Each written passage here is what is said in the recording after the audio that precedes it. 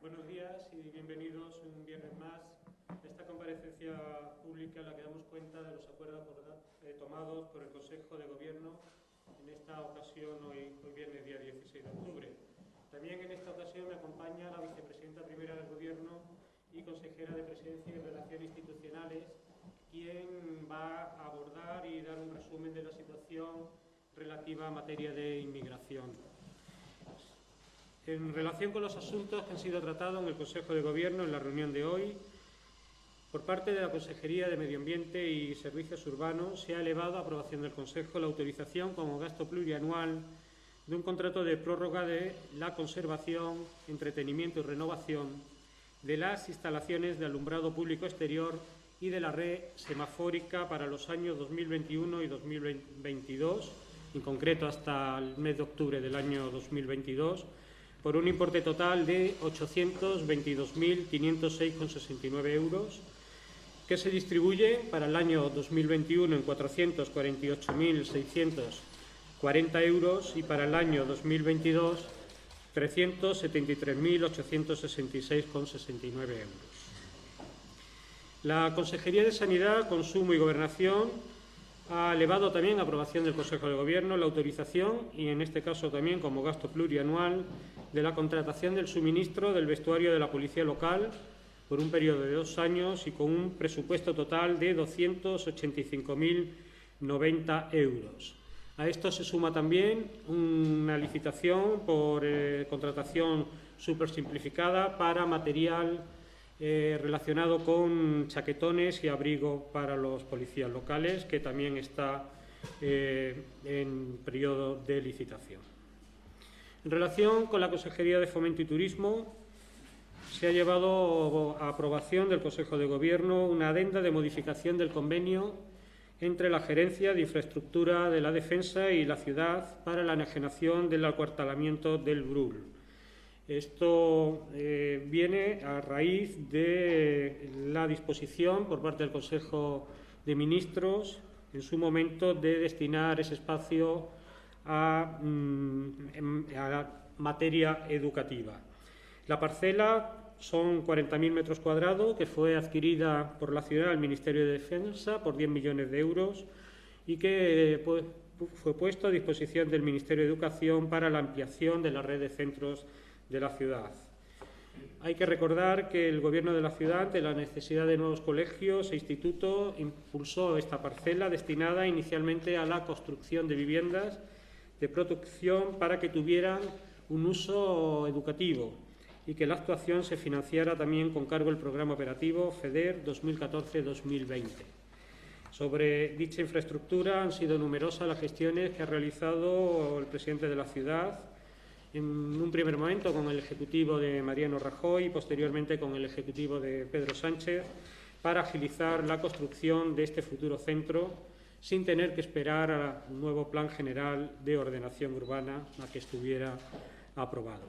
Es, por tanto, una muestra más del importante esfuerzo que realiza este Gobierno en materia educativa, a pesar de carecer las competencias en la materia. Y la Consejería de Hacienda, Economía y Función Pública ha llevado también al Consejo de Gobierno la aprobación de un importe de 225.000 euros destinados a horas extras de servicios esenciales de la ciudad durante los primeros meses de este año. Por mi parte, estos son los asuntos que se han tratado en la reunión del Consejo de Gobierno del día de hoy, y paso la palabra a la vicepresidenta primera y consejera de Presidencia y Relaciones Institucionales. Muchas gracias, consejero. Bueno, pues yo comparezco hoy para dar un pequeño resumen sobre el tema de la inmigración en Ceuta, que si bien es una competencia que le corresponde a la Administración General del Estado, como todos conocen, la ciudad de Ceuta adquirió un compromiso con el Gobierno de la Nación en general y en particular con la Secretaría de Estado de Inmigración para hacernos cargo de la atención humanitaria de todas aquellas personas que se encontraban, que si bien conocemos todos desde la época de pandemia, han sido muchas las albergadas en los 2 dispositivos e infraestructuras que se pusieron en marcha, tanto el pabellón La Libertad como el pabellón Santa Amelia, y que tras diferentes gestiones realizadas tanto por la Ciudad Autónoma como de la mano con la Delegación de Gobierno y con la Administración General del Estado a través del Ministerio de Interior y de Inmigración, en el Ministerio de Inclusión, bueno, pues se llegó a aquella salida que ha tenido durante ciertos días, ese pasillo humanitario que hubo para que todas aquellas personas que se encontraban en Ceuta y tenían voluntad de volver a su país de origen pudieran hacerlo. Por lo tanto, después de aquella fase nos encontramos con que siguen existiendo una serie de inmigrantes de origen irregular que vienen a nuestra ciudad, como ocurre en otros puntos de España, también en Melilla y especialmente en Canarias y en otras zonas de nuestro país, por supuesto.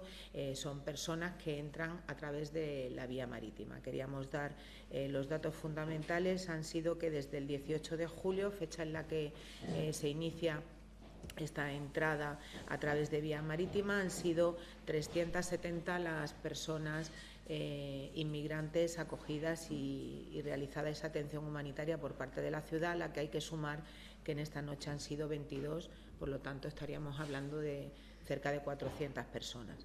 En su día se llegó a un acuerdo y a través de una resolución que dictó la Secretaría de Estado de Inmigración, creo recordar el pasado 25 de julio, se obligaba o nos comprometíamos de esa manera también, habiendo realizado gestiones directas con ellos, a realizar un aislamiento preventivo que consistía en 14 días de aislamiento, en la realización de una prueba rápida de COVID. Si esa prueba daba negativo, se quedaban aislados 14 días y posteriormente, cuando pasaban los 14 días, pues ya podían salir del espacio.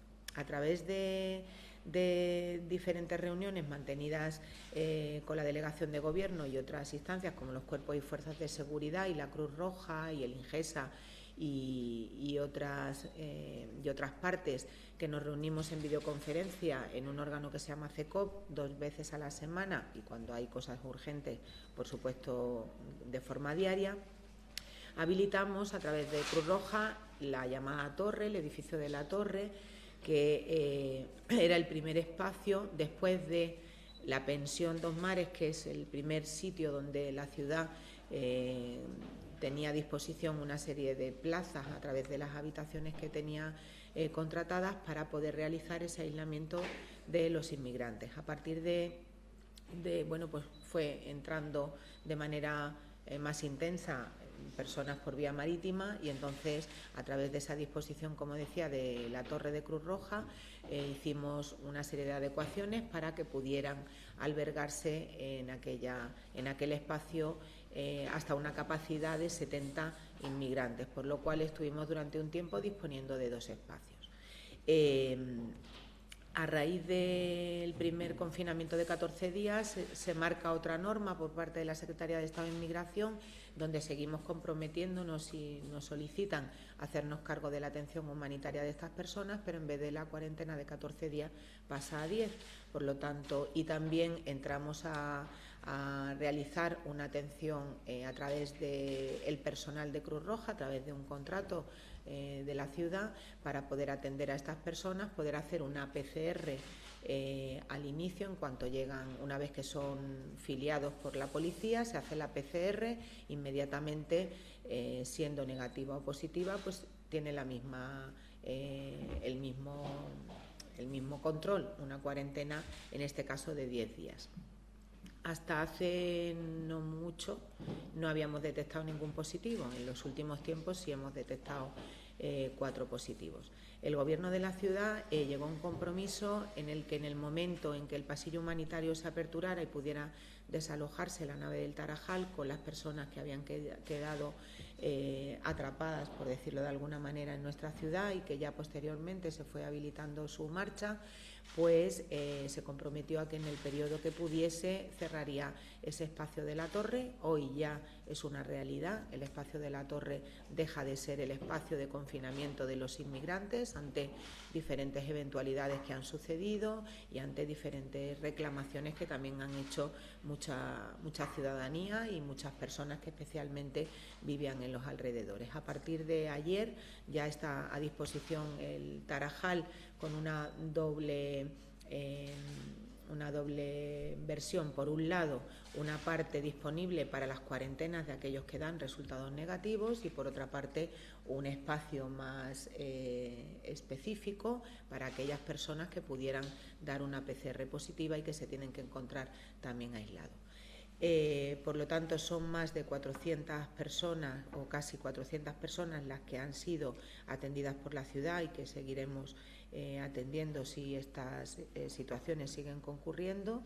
Y quería abordar un poco el gasto, que ha sido el total más de 217.000 euros, lo que a través de esa atención humanitaria y a través de esa realización de PCR y a través también de ese personal que se pone a disposición para que puedan realizar la cuarentena de la mejor manera, pues es el gasto que hasta el momento ha llevado la ciudad. La media ha sido de 25 euros por persona, o sea, por inmigrante en nuestra ciudad. Y quería recordar también que dentro de ese contrato de la Cruz Roja tenemos operativo el teléfono de asistencia sanitaria, que va a seguir funcionando de la misma manera. Como es una atención telefónica, no perjudica en absoluto que de la torre se tengan que desplazar al ámbito del Tarajal para poder seguir realizando pues esa atención telefónica que se demandan y que además aconsejamos para cualquier persona que tenga el más mínimo síntoma, y pongamos en marcha las medidas de prevención necesarias pues para poder detectar a tiempo a las personas que puedan ser contagiadas. Esto es más o menos lo que yo quería consultar, comentar el cierre de la torre y la apertura del Tarajal en su doble vertiente para el confinamiento de los inmigrantes negativos en su gran mayoría y los positivos cuando estén. Yo quería preguntarle a la vicepresidenta que ha hablado usted del gasto que se produce con este doble funcionamiento que está habiendo ahora. ¿Va a haber alguna compensación de la Administración General del Estado en este sentido o no? Bueno, nosotros tengo que destacar que existe un trato y una preocupación de las dos administraciones en este sentido. Sí que es verdad que bueno, a la ciudad de Ceuta, igual que supongo a la ciudad de Melilla, se le ha pedido, como a otras comunidades, que nos hagamos cargo de esa asistencia sanitaria y preventiva, ¿no?, de aquellas personas que llegan a nuestra ciudad a través de vía marítima, y así lo estamos haciendo. No se ha hablado de compensación económica, pero sí que se están distribuyendo una serie de fondos que ha habido hasta hace poco y que posiblemente habrá en un futuro, tras lo que la consejera de Hacienda ha comentado tras la reunión que tuvo con la Secretaría General Técnica, me parece, de presupuestos. Y bueno, las relaciones son cordiales y además son a favor de intentar proteger de la manera más importante a los ciudadanos de Ceuta, que es una de las misiones que tenemos. Por lo tanto, en el momento en que llegan inmigrantes a nuestra ciudad, se hacen rápidamente la PCR para pues hacer ese confinamiento y tener la garantía de que esas personas vienen libres de COVID, para que después de aquella cuarentena que han de pasar se intenten acoplar o ir al CETI, que es el Centro de Estancia Temporal de Inmigrantes, o a otras vías de salida que está trabajando la Administración General del Estado. Nosotros seguimos manifestando la necesidad de tener más espacios. También estamos buscando alternativas, porque ahora llegará el invierno, para poder trasladar a los menores que se encuentran en ese albergue provisional de Piniés y que con la capacidad que tenemos en el centro de Realojo no era posible tenerlos todos juntos, y estamos trabajando con la Administración General del Estado, tanto con la Secretaría de Estado de Inmigración como con la Vicepresidencia Segunda del Gobierno, para intentar llegar a acuerdos en el sentido de mejorar donde las personas puedan albergarse, esa asistencia humanitaria, por supuesto, y la posibilidad de que fondos adicionales se puedan liberar para ese gasto que está condicionado la ciudad en un ámbito importante. Sí, hace unos días Comisiones Obreras envió una carta a la ciudad alertando de que había una serie de menores antes tutelados por la ciudad, ahora ya tienen más de 18 años, que están durmiendo en la calle, y pedía a la ciudad que se hiciera cargo de estos ya no menores que están en la calle. ¿Hay alguna respuesta por parte de la ciudad? Bueno, nosotros nos estamos haciendo cargo de los menores, por supuesto, y cuando cumplen la mayoría de edad también, porque si no, el Tarajal, ¿qué sentido tenía? Personas que han estado tuteladas, que ya no son tuteladas, y personas que se encontraban retenidas en nuestra ciudad. Por lo tanto, la ciudad nunca ha hecho dejación de funciones en una atención humanitaria mientras atienden y se resuelven por parte de las instancias competentes. Nosotros, cuando un menor cumple su mayoría de edad, realizamos todos los trámites oportunos para que esa persona esté con las mejores garantías. Los inmigrantes que hayan venido por mar y hayan pasado la cuarentena en el Tarajal, ¿por qué, si el CETI ahora tiene una ocupación mínima, por qué no pasan al CETI? ¿Qué es lo que ocurre allí? ¿Por qué están cerradas ya las puertas del CETI? Pues esa pregunta se la podría contestar mejor la Administración General del Estado. Yo también la he hecho, ¿no? Y bueno, es cierto que el CETI tenía un porcentaje elevado de personas hace un tiempo, y que va desalojando, y esa petición también se ha hecho al Estado.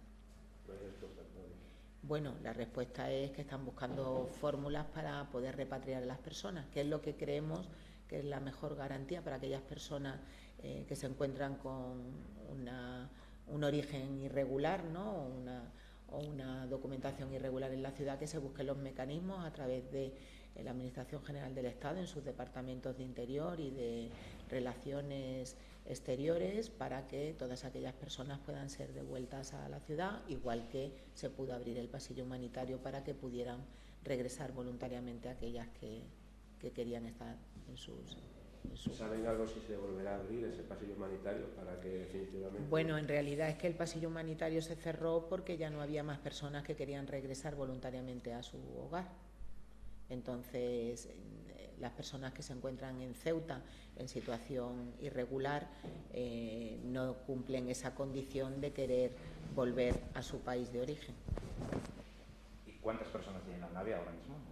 Ahora esta noche ha habido 29, me parece que eran. Pero está reservado solamente para los que entran, ¿no? A los 14 o 10 días, ¿qué pasa con ellos? ¿Tienen que ir a la calle? Bueno, a los 14 días, el compromiso que asume la ciudad es que durante el tiempo de cuarentena que se marca por parte de la Secretaría de Estado de Inmigración, se le atiende y se le da esa atención social y humanitaria, y que cuando termina el confinamiento de esa cuarentena promulgada, pues es la Administración General del Estado la que debe dar respuesta. En este caso es reiterar lo que le he dicho al compañero, la solicitud de que una vez termine ese confinamiento puedan ir al Centro de Estancia Temporal de Inmigrantes o puedan ser trasladados a la península para que a través de otros recorridos puedan volver a su país de origen.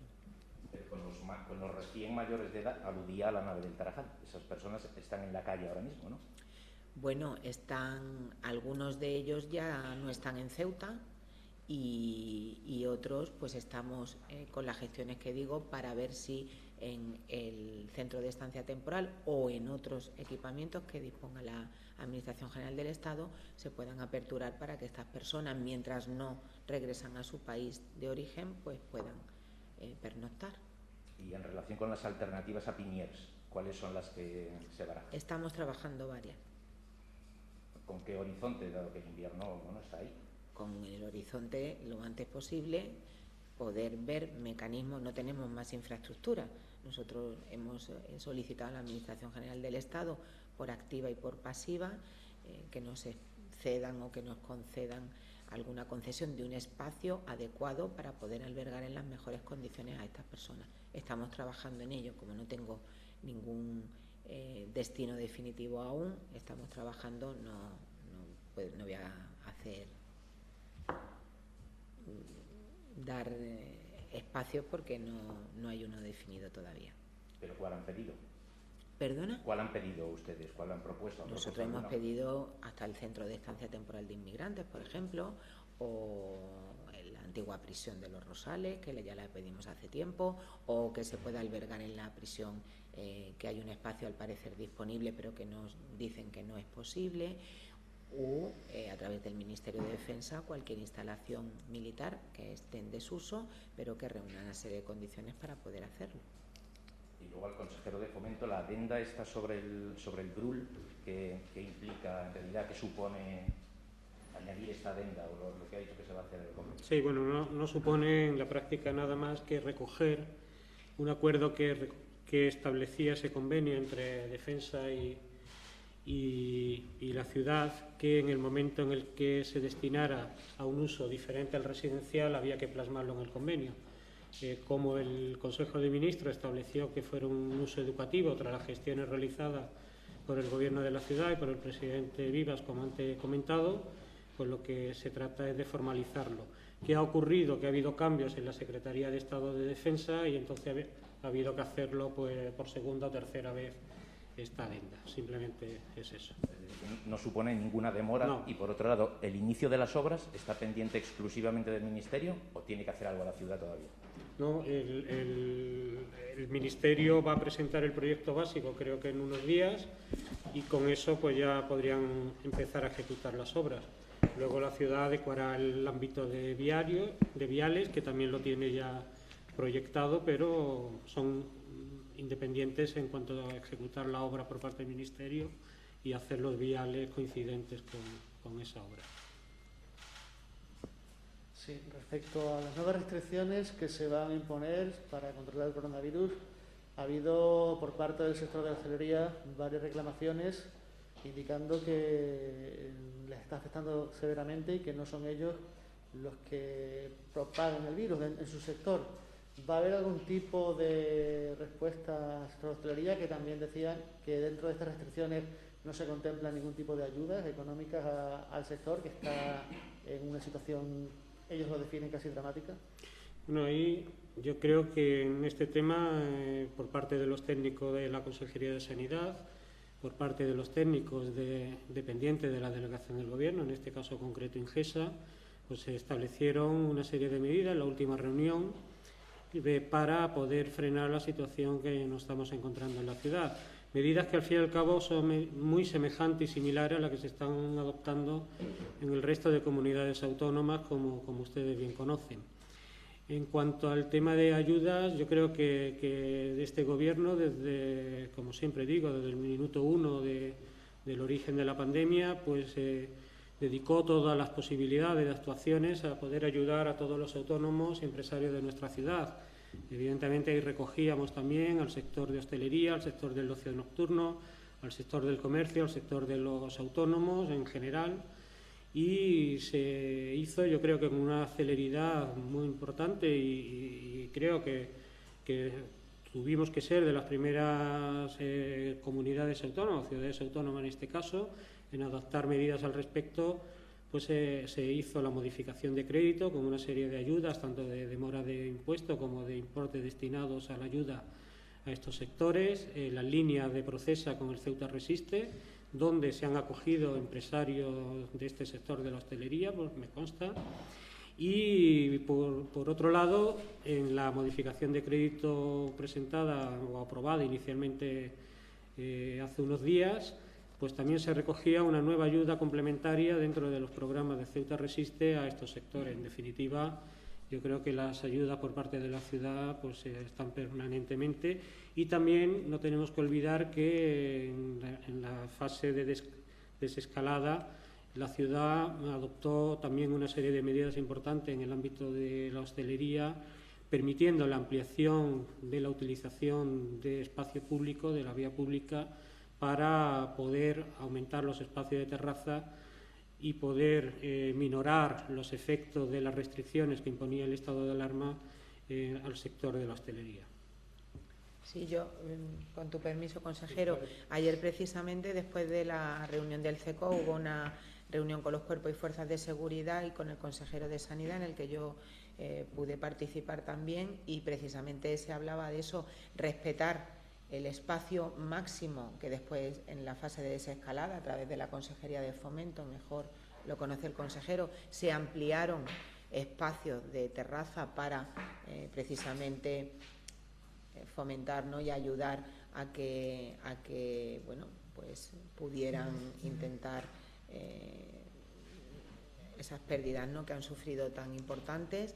Y lo que se habló además que fue que no se va a contabilizar la licencia que en una primera ocupación tuvieran, sino aquella que a través del área de fomento se amplió, y sobre esa ampliación es el margen del porcentaje que se va a aplicar una vez que entre en marcha el decreto. Por lo tanto, estamos contando con un espacio más amplio del que en un primer momento podía tener cada hostelero a la hora de regularizar, y que ese porcentaje que se va a estipular en el decreto va a ser sobre ese máximo ampliado.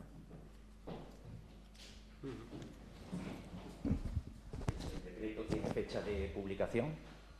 El decreto está finalizado, se ha trasladado a todas las partes, también al propio Ministerio de Sanidad, tal como le pidió el ministro al consejero, y si bien es cierto que requiere un trámite porque hay que solicitar una autorización también al Tribunal Superior de Justicia, creo que está en vías de salir, o sea, si no sale hoy, saldrá mañana, y si no saldrá la semana próxima seguro. Sí que es verdad que el consejero está creo convocado para el próximo miércoles a través del ministro con todos los consejeros de salud y de sanidad de las comunidades autónomas, para establecer unos indicadores que también se le enviaron, y entonces no sé si eso puede afectar de alguna manera a las medidas que desde el área de sanidad se han impuesto. En cualquier caso, el decreto sí que está redactado, está en fase de conocimiento por parte de todas las administraciones y de todos los órganos implicados, y yo creo que en el tiempo que pueda salir, evidentemente será público. Como es obvio, mientras no se publique no entra en vigor, es decir, las comuniones de este fin de semana seguirían igual que el pasado. Bueno, las comuniones, ayer tuvieron también desde la Dirección General de Protección Civil la reunión con la Comisión Islámica para la apertura de las mezquitas hoy, igual que se siguen abriendo los templos. Nosotros desde aquí sí que hacemos un llamamiento a la ciudadanía para protegerse adecuadamente, reunir toda la prudencia necesaria a la hora del distanciamiento social, el poder ir a un templo a hacer devoción de la fe o la creencia religiosa que cada uno ostente, si quiere, reuniendo las medidas de seguridad y de distancia necesarias, así como el lavado de manos, etcétera, etcétera. Y lo mismo ocurre con el sector hostelero. Se puede ir uno a tomar un café y a cenar y a tal, con un mínimo, cuantas menos personas vayan mejor, y con una serie de protecciones que son los que nosotros queremos volver a la normalidad, o intentar volver a la normalidad. Estamos en una etapa de evolución negativa en nuestra ciudad, con un problema importante como es la adaptación del hospital que tenemos, y si aumentaran el número de casos nos veríamos en una situación alarmante, que ahora es preocupante, y que lo que tenemos que fomentar es intentar protegernos bien e intentar contagiar lo menos posible, dado que es una enfermedad que, por desgracia, hay personas asintomáticas que están enfermas, lo transmiten y no saben que lo tienen. Por lo tanto, intentar hacer una vida lo más normal posible, siguiendo, por supuesto, las extremas precauciones que todos debemos seguir, y que no afecte o que intente afectar de la mejor manera, o de la manera menor posible a todos aquellos pues autónomos, empresarios, establecimientos, etcétera, lo que es a la vida económica y social de la ciudad. Y finalmente, sobre la adquisición de material sanitario para educación, no sé si ha habido alguna novedad, y si el Gobierno mantiene que la responsabilidad es del consejero competente en sanidad, Javier García. No entiendo muy bien. La adquisición del material Si ha habido alguna novedad, no sé si ya ha llegado todo, si no, y si el de la gobierno reserva mantiene... estratégica. Sí, de la no, la reserva. reserva estratégica no, el material adquirido, bueno, quizás de la reserva estratégica. ¿El material adquirido educativo. es el de las 400.000 mascarillas, te estás refiriendo? Sí. Sí, eso es la reserva estratégica. La reserva estratégica se llama así porque es una reserva estratégica, valga la redundancia, que se quedó a través de varias reuniones mantenidas este verano con la Delegación de Gobierno y la Dirección Provincial de Educación y varios consejeros, en que Ceuta tenía que tener un material de prevención en todos los centros educativos. A esas mascarillas se sumaban otros materiales también, que a través del ámbito de la sanidad consideraban relevantes y que también fueron solicitadas por la Dirección Provincial. El material de la reserva estratégica se iba a entregar a cada uno de los centros directamente desde el almacén donde se tienen todos los productos que están aquí, pero la Dirección Provincial estipuló otra manera mejor, que era que a través de ellos, y ellos a su vez lo harían a los centros. Por lo tanto, el material se encuentra aquí. Espero y deseamos que ya esté en todos los centros educativos. Ellos hacían la forma de reparto, y lo que no he entendido muy bien es que has dicho que la responsabilidad es del consejero. De la adquisición, ya ve que ha generado polémica, por lo visto, las condiciones de adquisición. Nosotros ¿Quién es el responsable de la compra? Nosotros hemos hecho, los responsables somos las personas que formamos parte del expediente. El decreto de emergencia lo firma el presidente, se avala por parte de la vicepresidencia primera del Gobierno, repasando a través de las direcciones generales todos los informes que deben obrar en el expediente de emergencia, y el consejero de Sanidad es una parte importante porque esa reserva estratégica se adquiere a través de la Consejería de Sanidad, aunque sea a través de un decreto de emergencia. Nosotros entendemos que hemos obrado de una manera absolutamente lícita y normal. Nosotros entendemos, porque no hemos comprado mascarillas desde esa reserva estratégica, desde marzo se llevan comprando mascarillas en la ciudad de Ceuta. Se estipula a través de Sanidad un tipo de mascarillas que tienen un 98% de posibilidades de no salpicaduras y de cuestiones que pueden afectar en un caso más concreto pues a menores que se encuentran en los colegios, y por eso se compran específicamente esas mascarillas. Entendemos, tras los diferentes informes y luego después de la denuncia que hubo a través de los medios de comunicación y de algunos medios en concreto que siguen comentando cuestiones sobre esto, que el procedimiento está bien hecho. Entendemos que el precio, después de los informes que tenemos, es un precio normal. Hay una licitación posterior desde el ámbito de la Consejería de Sanidad donde se fija el precio, el tipo, a 0,65, que está un poquito por encima de la que nosotros hemos adquirido para la reserva estratégica de los centros educativos, porque va destinado especialmente a menores, a profesores y a toda la comunidad educativa. Y además en ese tipo que se especifica a través de otro técnico de la Consejería de Sanidad, hay variantes de mascarillas, hay tipos bastante distintos e inferiores al que hemos adquirido, y también se encuentra. No es lo mismo porque es una licitación pública, está en procedimiento. Si nosotros, a través de que una vez se aperture esa licitación pública, se pudiera demostrar que el precio medio de la mascarilla 2R, que es la que hemos comprado, fuese inferior o bastante inferior a la que hemos adquirido, la ciudad de Ceuta trataría por el procedimiento legal oportuno de no abonar esas mascarillas si es que el precio hubiese excedido. Todos los informes que obran en el expediente son correctos, todos han seguido un trámite de revisiones y de inspecciones por parte de los técnicos competentes, y el decreto está perfectamente hecho. Las mascarillas están aquí, son las 2R. En el mercado, según toda la información recibida, tienen ese índice de protección mayor que otras similares que no lo tienen, que eso es importante.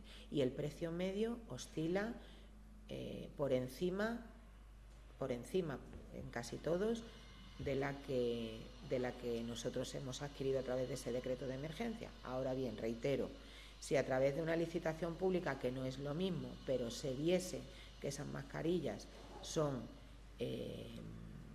con un precio inferior o se expresase alguna voluntad de no sé, de haber